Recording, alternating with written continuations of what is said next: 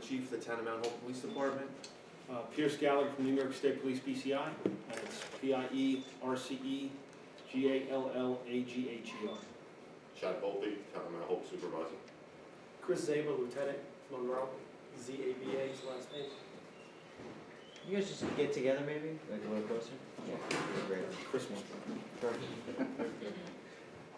Everyone ready? Okay, this morning about 9:59 a.m. the Town of Mount Hope received a medical call for a person that was shot at the MTA train station. Officers and members of the Mount Hope Fire Department responded to the scene, and we located a gentleman that was shot multiple times by gunshots. At that point, first aid was conducted on him, and he ended up being transported by Mobile Life to the town hall, where he was medevaced in a helicopter to Westchester County Medical Center. The victim is a 33-year-old gentleman that resides. Last address was the Otisville State Prison. He was released about 9:45 a.m. this morning, and he previously resided in Manhattan.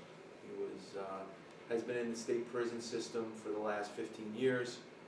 And when he was picked up, he left the prison with two individuals. The individuals are the suspects in the shooting. And let me turn this over to Pierce, who can fill in the... At this point, we're identifying the victim only as a 33-year-old former inmate at Otisville State Correctional Facility.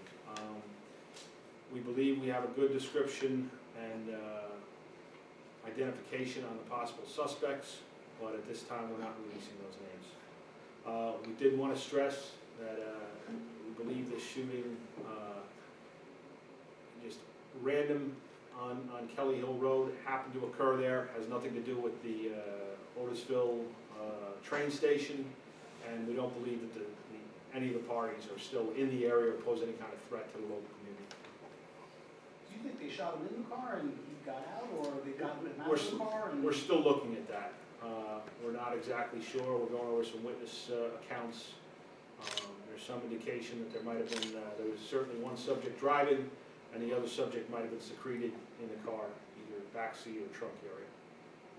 Captain, We're going to see on that. there was a rumor that it might have been a hit or a retribution of some sort? Certainly that would be something we'd look at, especially under the unique situation of the guy being out of state prison for 15 minutes and the shooting occurring. So I don't want to go into that further at this time because we simply don't know at this point. But I believe we'll be able to come to that conclusion at some point later on in this investigation. Did you say what he had been in prison for? He was in for an assault first charge.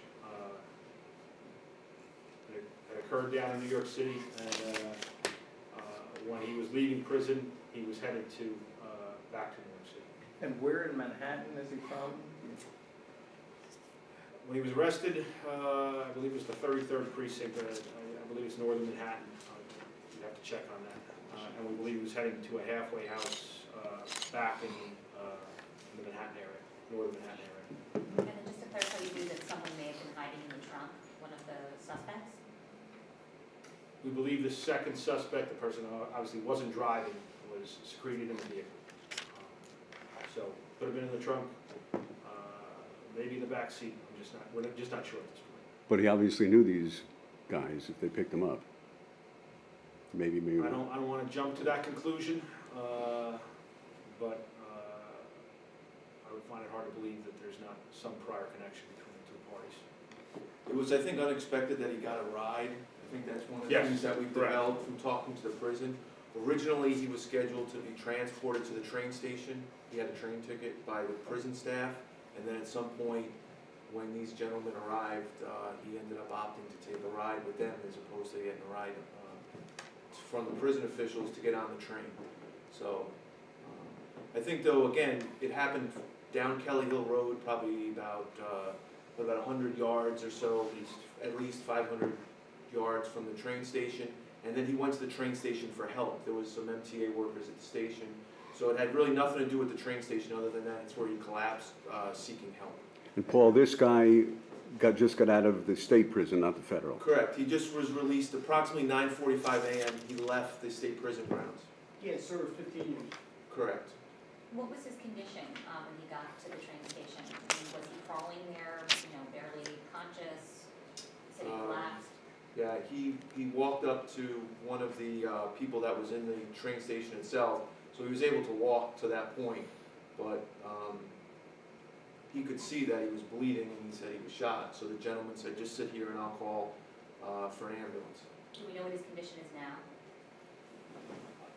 We've been in touch with Westchester Medical Center.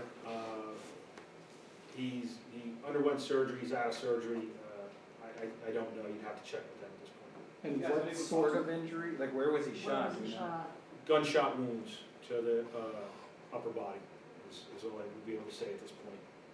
Chest, Talk to him arms? I'm sorry? yet? Have you guys been able to talk to him? We did get an interview into him, a short interview into him, so we do have some information that came from him. The first arriving officers also were able to speak with him. Is it fair to say you know who you're looking for, or you have a good idea of who you're looking for? I'd say it's fair to say we have a good idea who we're looking for, and we have a large amount of units out now looking for certain people. And you said you believe that they were already outside of the area. Do you have an idea of where that immediate search might be now at this point? We're focusing a lot of our search in the New York City area. And yeah, we just wanted to reiterate, I know the town supervisors received a lot of calls, and just in general, being around the community, a lot of people are concerned. We don't believe that there's any danger to the local community at this time. Certainly, as always, if anybody has any concerns, contact 911 if they see anyone suspicious or have any concerns, but we don't believe that that's gonna be a problem right now. But both the state police and the Mount Hope police will, as always, respond immediately to any issues in the community. And the Captain, description did is the- same, the getaway car, it was a gray or white, We late model believe Hyundai? we're looking for a gray or white late model Hyundai with out-of-state plates. Hyundai And- sedan. Illinois. Hyundai sedan, with possibly a Sonata, but we don't wanna get And did- ourselves in too much. Did the victim know the names of these guys? I'm not gonna go into that right now, Hank. The Illinois plates? Plates, No, Uh, Illinois plates? We're gonna go with out-of-state plates for right now. Okay, possibly Illinois. Possibly that. What is the procedure for letting these prisoners out of Otisville Correctional? We're hearing from the community that, that this man may have objected to getting in this car with them, saying, didn't immediately want to get in this car with them? I don't know that, and I wouldn't wanna speak on behalf of the Department of Corrections and talk about a procedure I'm just not familiar with. The one thing too is I just want to touch base, as part of our protocol, we notify the school district, and the Otisville school did go onto a lockout, not a lockdown, so they just prevent people from coming into the building, and they also cancel their outside activities. That was just for a precaution. The vehicle was last seen driving into the village of Otisville. The school is less than a mile away, so as part of the protocol, we have 911 notify them, and that lockout has been lifted, but we did have, the state police had a car there all day today, and a Mount Hope car was there, just as a precaution to make the parents feel better. But we do not believe the car was going to go to the school. There's no tie to the Mount Hope community other than he was in the state prison. So I think that's the main point that we want to get across, is we do not feel that there's any concern that anyone should have in the community at this point. And the same would go for commuters who might use that station. As I say, it happened to be in that area, and the subject happened to make his way there, but other than that, there's no connection. I know there was a large amount of concern this morning over the initial reports. There was some concern that it had to do with the trains, and it doesn't. The MTA police have also been part of the investigation, and the street has just recently been reopened, and I believe the station, there's some cleanup that has to be done, and we're working with the MTA on that to get the station back open. But as anyone, I don't know if you guys ever been there, it's really not much of a station. So, Will there be a car there, a presence there? I believe the police presence is gone at this point. There's really no reason for it once the scene has been processed, again, because we don't think there's any connection to the train station. I don't know if Chad wanted to say anything. No, I think you guys covered it. I think Mount Hope's still going to continue to be a very safe place. I think it was an isolated incident, and hopefully everybody's brought to justice as soon as possible. Guys, this is a sleepy little community, and we've got two prisons side by side, and in my recollection, this is the first time anything like this ever happened. Both prisons are very safe to the public. Yeah, both prisons are very safe. We have a great working relation with the prison. We actually have a community advisory board that I sit on. We meet quarterly with both the federal and the state prison on this board.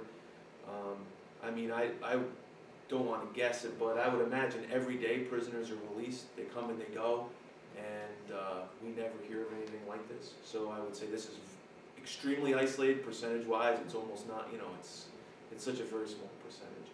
And same thing with the federal prison. I don't think we've ever had anything remotely close to this. Are you working with the NYPD? Well, the state police We have a headquarters down there, but we are working with the NYPD as well as some federal agencies, which we routinely do on these kinds of matters. So, you know, we're trying to cover all the bases in that regard, and I believe we'll be able to wrap something like this up relatively quickly. And you can't say at this time if it was in connection with why he was incarcerated, if it was in connection with the assault charge?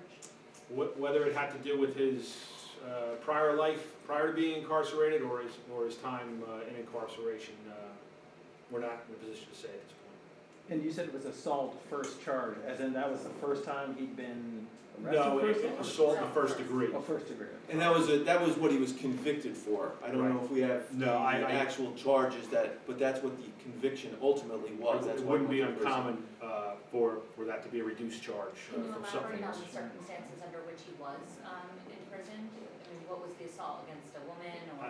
I wouldn't, I don't know, and I wouldn't be in a position to say, just that, obviously that kind of sentence is fairly significant, but that would be something we'd have to go into Department of Corrections or New York City PD to look into. Are we getting a name for the victim? Name of the victim, no. Or the suspects? Suspects, yeah. No. Descriptions of suspects you want to put out this time? At this point, the suspects are two black males, I believe around mid-30s. That's really all we have. Any idea on type of gun use, can you comment? No, we don't have that now.